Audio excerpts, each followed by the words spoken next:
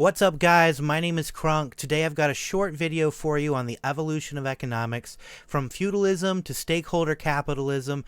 How did we get here and what were some of the things that happened along the way?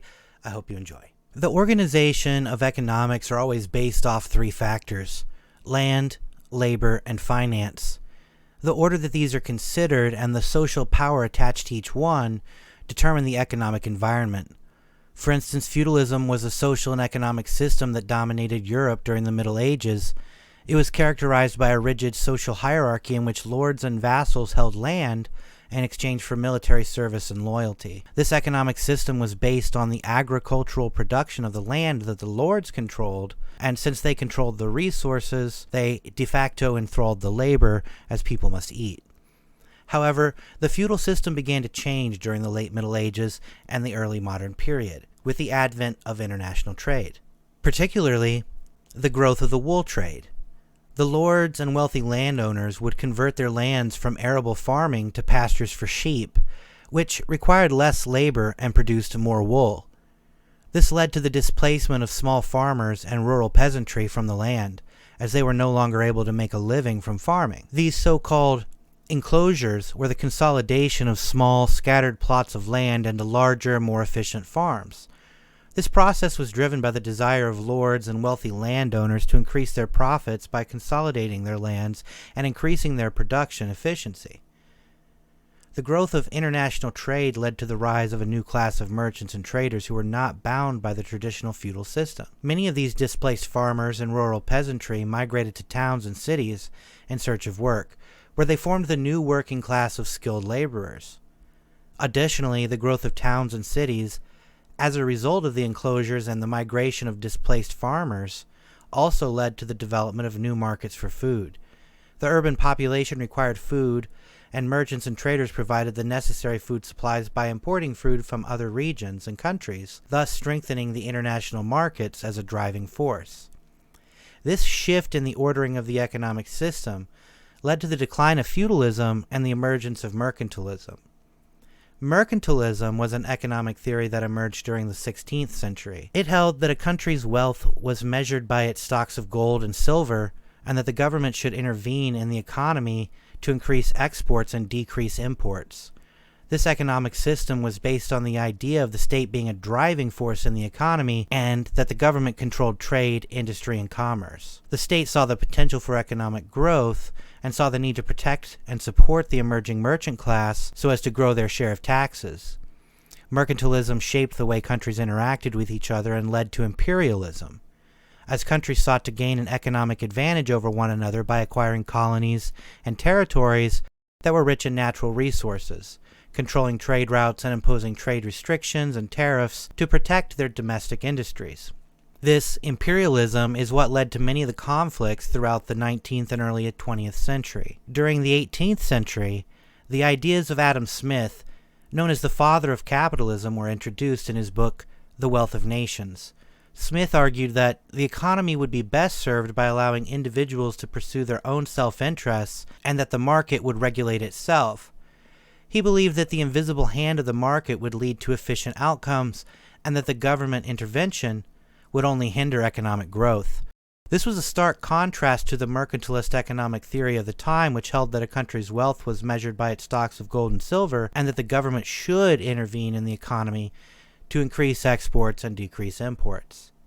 However, imperialism persisted well into the 20th century, and it was not until after World War II, with the advent of the Bretton Woods Agreement, that imperialism began to give way to the globalization of today. The Bretton Woods Agreement, which established a system of fixed exchange rates and established the International Monetary Fund and the World Bank, marked a shift towards a more interconnected and interdependent global economy. This system of fixed exchange rates and international economic cooperation helped to facilitate the growth of international trade and investment, leading to the globalization of the economy. As the world economy became more interconnected and interdependent through the Bretton Woods Agreement, the traditional imperial powers began to lose their economic and political dominance. The system of fixed exchange rates and the international economic cooperation established by the agreement made it less profitable for countries to engage in wars and conflicts to gain control of resources and trade routes. Instead, countries began to focus on cooperation and trade as a means of increasing their wealth and prosperity. The economies of the former colonies also began to develop and integrate into the global economy, further diminishing the need for imperial powers to maintain control through military force. The growth of international trade and investment made it less profitable for imperial nations to maintain control over their colonies, as they could access resources and markets through peaceful means. It is possible that in the future there may be a move towards less globalization and a resurgence of more localized economic systems. This could be driven by factors such as increasing concerns about the negative impacts of globalization on society and the environment, as well as the desire to protect domestic industries and jobs. We are in fact seeing this happen as a response to the chaos of COVID, for instance. In this scenario, we may see a resurgence of more localized forms of production and consumption, with a greater emphasis on self-sufficiency and community-based economic systems. In this context, stakeholder capitalism could be a new economic system that emphasizes local control and ownership, cooperation, and community well-being over profit and growth. Stakeholder capitalism, which is an economic system that gives priority to the interests of all stakeholders, including employees, customers, suppliers, community, and the environment, over just shareholders. This new economic system would use technology to support and strengthen local communities and economies rather than facilitate global trade and commerce. Stakeholder capitalism would also take into account the impacts of economic activity on society and the environment, making it more sustainable and equitable. However, it should be noted that this is a speculative scenario, and the future is uncertain, with many factors such as economic, political, technological, environmental to come into play to influence the evolution of the economy of the future. And there you have it, guys.